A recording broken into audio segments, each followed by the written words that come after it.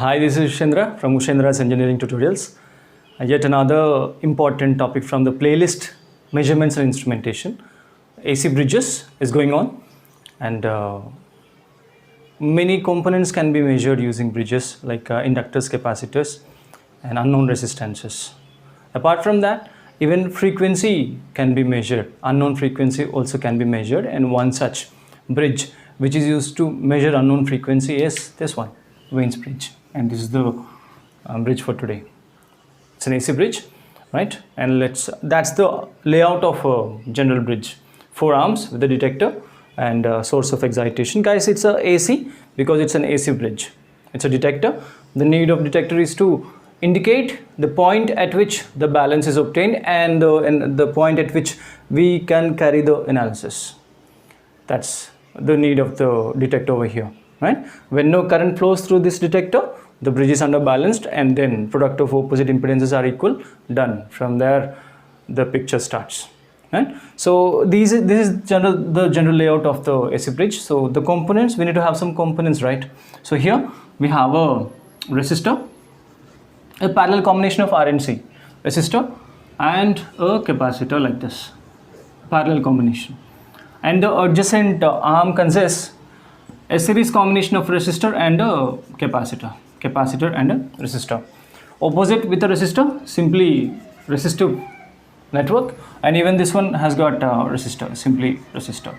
Give some names, R1 and C1, R2, C2, R3, R4, and this source of excitation gives rise to generates current I, which splits into I1 and I2, right? So guys, here we can start. The circuit isn't that complicated. We can start from at balance, right? These two, like in this circuit, as far as this circuit is concerned, R1 and R2 are varied simultaneously, right, to obtain the balance condition, and that can happen practically. At balance, what happens is product of opposite impedances should be equal. So this impedance should be equal to that. So let's writing R1 and C1 are in shunt with each other. So the impedance, the resultant impedance will be, check it. I'm not going to do all the steps, right?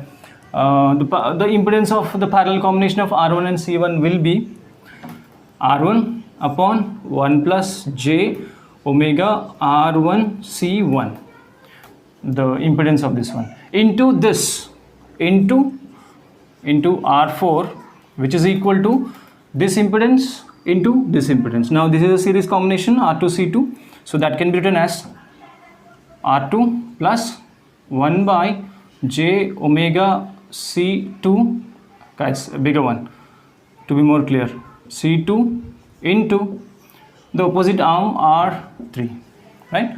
Please watch carefully. I'm doing the simplification from here. This one, try this one. Try this one. It's a parallel combination, and you can write it directly. A small, for the simplification, what we have is, guys, equal to over here the LCM. The LCM of the first term of this one, it's a j omega C2 as it is. We have 1, so simplifying this one, cross multiplying, it's 1 plus j omega C2 R2. Okay, so this one. I'm done with this one. So I'm shifting this term to that side. So this goes upside down. So what I have is 1 plus j omega R1 C1 which is in the denominator, going that side it will be in the numerator, into R1. This comes down into R1, right?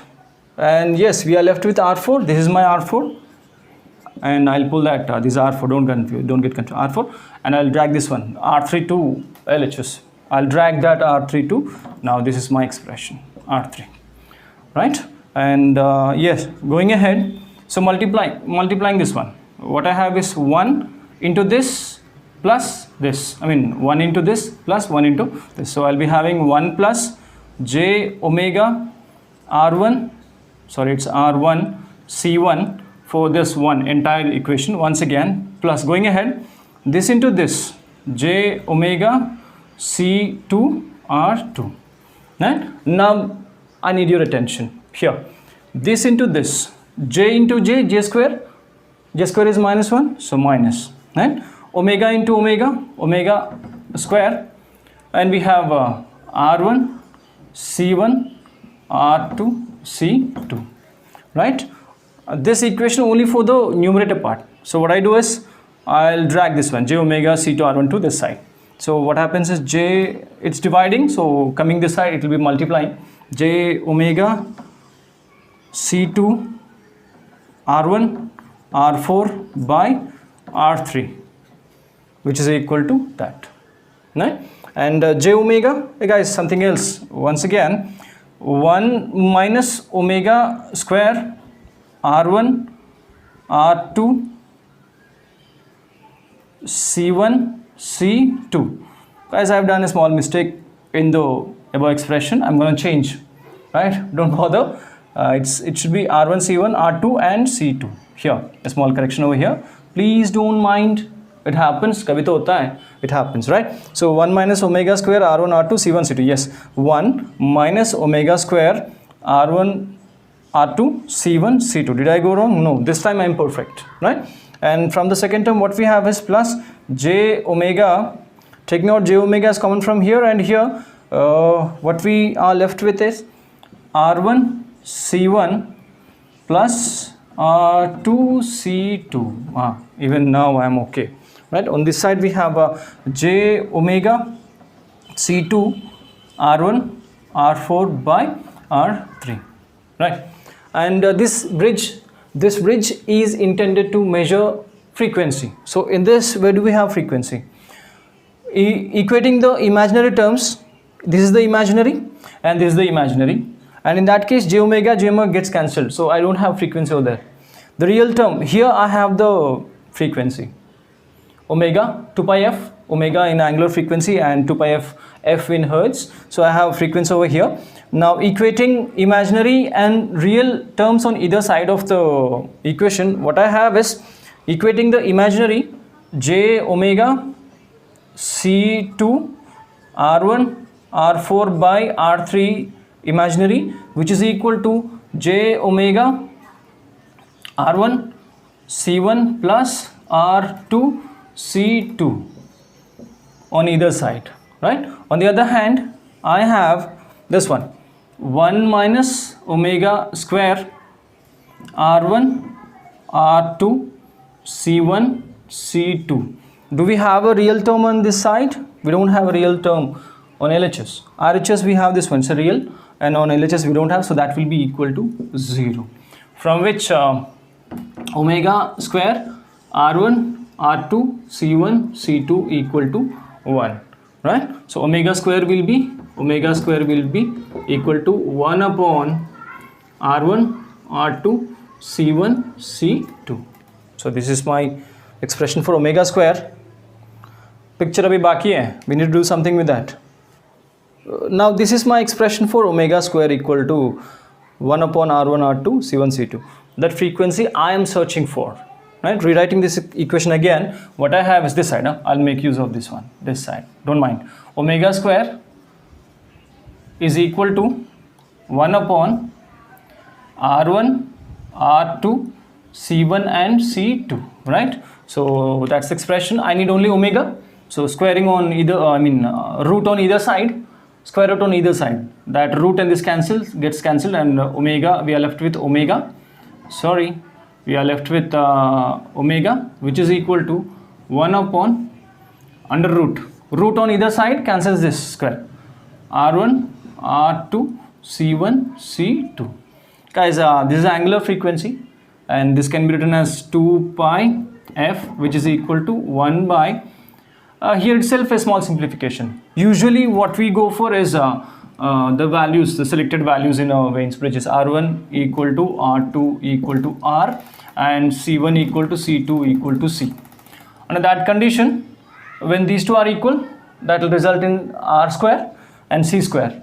That square and root gets cancelled, and we'll be left with r and c. Sorry again, right? So with this one, frequency f is equal to 1 by 2 pi r and c. This is my final expression for the frequency which we are searching for, Wien's bridge, making use of Wien's bridge for frequency measurement, a very important relationship, frequency. On the other hand, considering the imaginary, so over here j omega gets cancelled on either side, and we'll be left with here again j omega gets cancelled. We are left with C2 R1 R4 by R3 equal to R1 C1 plus R2 C2. This is what we have. And for the ratio, I'll be considering only one ratio, like R4 by R3 ratio, which is equal to what? This one, and this is left over, like R1 C1 plus R2 C2 divided by C2 R1 C2 R1. So what are we? Something gets cancelled here.